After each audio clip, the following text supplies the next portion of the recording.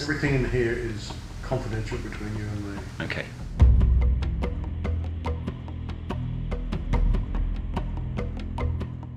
Look, if you were to pay 7 figures to anybody, the world would fall in on top of you. Small dribs and drabs. Really? It's the only way to go. If you're a politician, it's the quickest route to being a millionaire.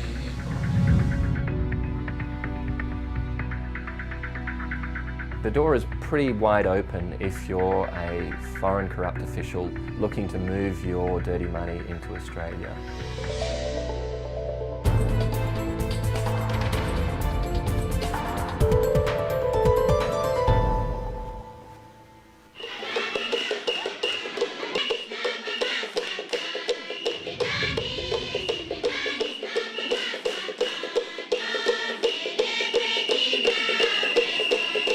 Papua New Guinea is a land of great beauty, with a rich culture.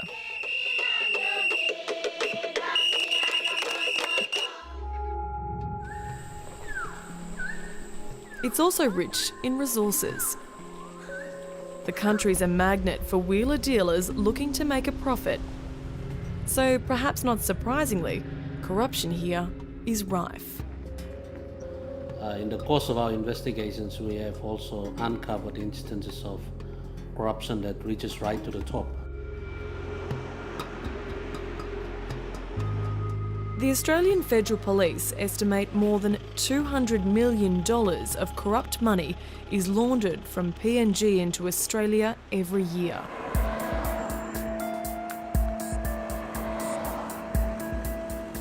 All right. Okay. A private investigator, armed with a secret camera, is on his way to meet with a leading law firm. Thank you very much indeed. He's working undercover, posing as a fund manager looking to invest in PNG. He makes an initial appointment. I'm here to see Greg. Who shall I see?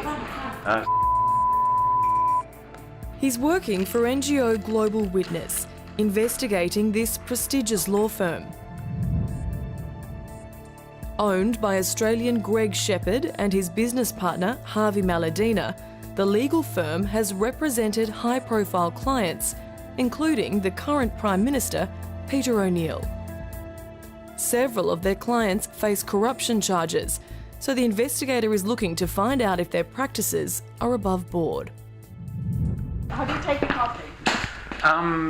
With a bit of milk and 1 sugar. Greg.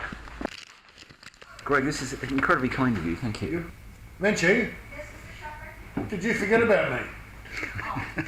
I'll have the same, exactly the same. Thank you. Greg Sheppard is an Australian lawyer who's been living and working in PNG for more than 25 years. I made about $4 million before I was 30, so I was the cleverest guy on earth until I lost it all. Yeah, I'm your typical boomster who busted. What did you lose it on? Real Possibly stuff. more interesting. Women, wine, Well, there's plenty of wine. rock and roll. Yeah. The meeting is supposed to be about high finance, but the conversation quickly turns to music. I'm completely bemused because I saw your gold record in there. Yes, it's not a gold, it's a platinum. So say what you wanna know, say what you wanna know. These are my children, and they're in a band which is just going crazy at the moment in terms of record sales. The band he's referring to is Sheppard. They've gone platinum with their catchy songs. The Brisbane-based band now tours the world performing.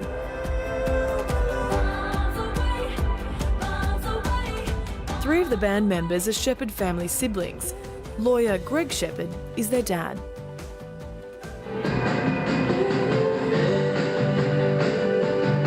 Catchy Asian flu.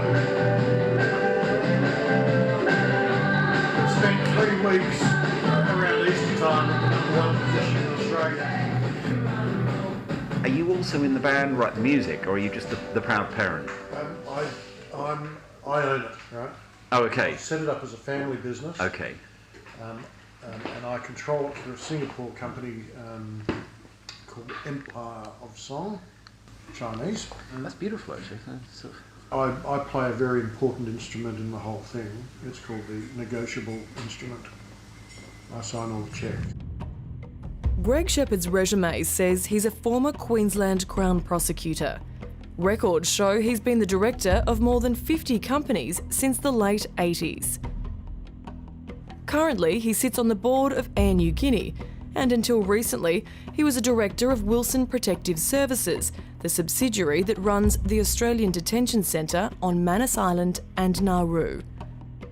Mr Sheppard's website says he was awarded an OBE and the Companion of the Star of Melanesia for his distinguished service to Papua New Guinea. Yeah. As the secretly recorded discussion continues, the talk turns to politicians looking for bribes. But I've spoken with 3 or 4 people who've got land to sell, and they've said, well, there's going to need some big mouths to feed. Some ministerial approval. Some ministerial approvals.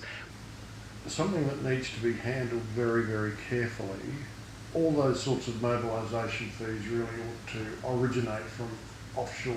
Bluntly, are we likely to get any kind of commercial steer from the minister? Yes. So they'll have businesses set up then? Yeah. Okay.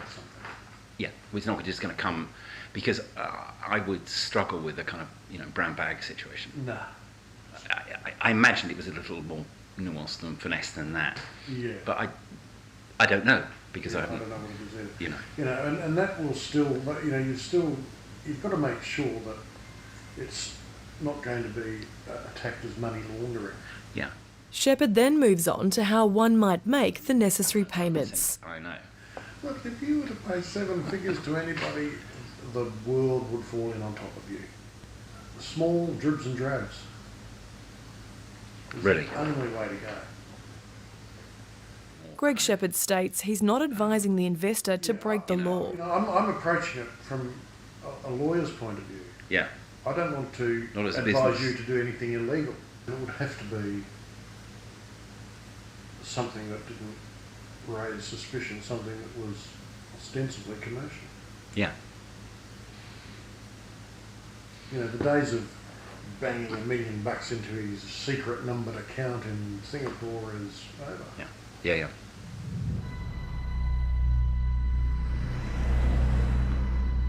Australia has a lot of dirty money sloshing around in the country. It's a lot higher than most Australians would assume, and a lot higher than the Australian government is prepared to admit. Jason Sharman is an expert in money laundering. He's spent years investigating money obtained by dubious means and how it then ends up in Australia.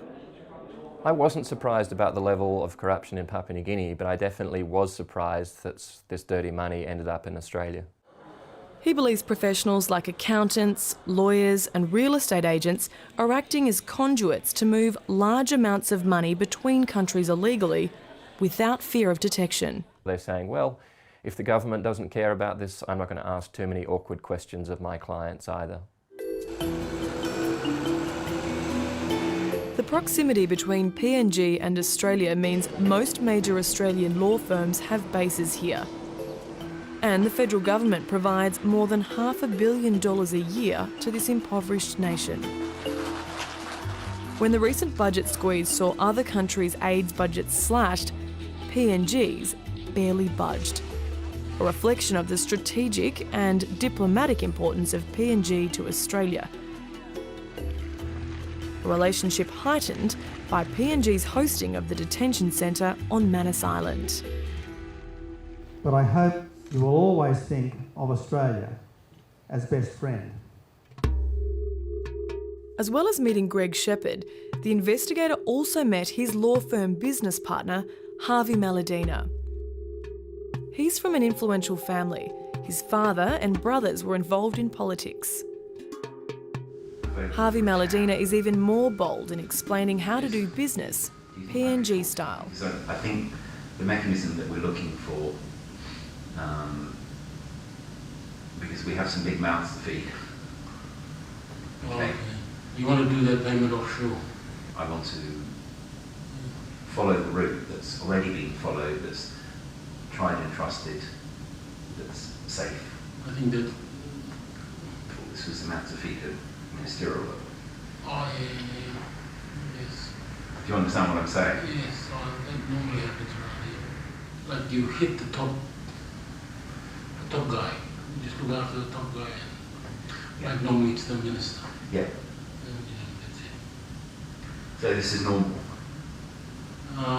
It shouldn't be, but it is. He then suggests meeting with his well-connected brother. My brother, he's a close mate of the Prime Minister's. Yeah. He's a hustler. He's a hustler. Yeah. So is Peter very Very loyal to him. very loyal? Yes. Oh God. That brother, Jimmy Maladina, was a government minister. Recently, he was convicted of corruption. He's expected to be sentenced in the coming weeks. So once bribes are negotiated, how are they disguised? Would you like to just quickly run through what we're doing? Yeah, sure. Harvey Maladina discusses using inflated legal bills. Like you engage us, we engage him. Right. And when we do our bills, we do one bill to you, and you pay us, and we send his money Right. to Australia, to his Australian account. He's billed us more. So is he happy to adjust the bill so that it's higher, so that you can get the money out to Australia? Sure. He also mentions a high-profile Australian QC who helps facilitate this process. We normally engage a guy called. Normally, if it's through the law firms, Yeah, they don't know. yeah, they don't usually question it. Jason Sharman says this method, although illegal, is surprisingly common. That if you want to move money from Papua New Guinea to Australia, you get a lawyer friend in Australia to do some work for you, and then the lawyer friend charges way more than those services are actually worth, but you can use this inflated bill as a cover for moving dirty money from Papua New Guinea to Australia. Australia is complicit in this through its inaction or through turning a blind eye. If correct, why has it not been a priority for authorities to crack down on this behaviour? I hope you will always think of us as family, increasingly close family. There's speculation Canberra doesn't want to rock the boat because of the detention centre on Manus Island. I think the recent deal over Manus Island and the accommodation of the asylum seekers has added another element there, where the Australian government definitely doesn't want to irritate the PNG government for fear of that deal unravelling. That is not something that should hold Australia over the barrel for corruption issues that are plaguing this country. Sam Coyne is the head of the anti-corruption body in PNG. Corruption is the direct cause of poverty. He says his organisation hasn't received any government funding since they brought corruption charges against the Prime Minister, Peter O'Neill. The charges were later dismissed. He's calling on the Australian government to follow Switzerland and the US's lead and crack down on this illegal behaviour. I believe that Australia knows certain transactions originate from illicit sources, and Australia has that information at its fingertips but has not done anything. You know, you have the stigmatised tax havens you see in John Grisham novels or James Bond films, and Australia in some ways, when it comes to foreign corruption, is acting in the same manner as those countries. And I guess we have to ask, do we really want our country to be aiding and abetting that sort of criminal conduct abroad? There's a lot of money coming in, and if you're a politician, it's the quickest route to be a millionaire. I'm going to be a politician too.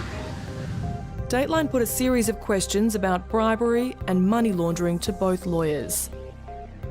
Harvey Maladina replied saying, "The allegations are not true. At no time did I make or insinuate that illegal payments can be made through my firm." Greg Sheppard told us he considers the allegations to be false. He says his comments on these occasions were hypothetical.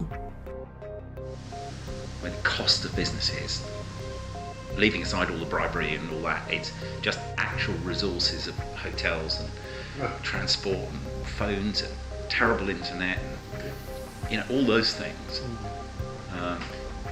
But I still think... But then the rewards are huge. Everything is an elephant here. There's no pygmies. It's one of the most litigious societies I've ever been in. Isn't it wonderful?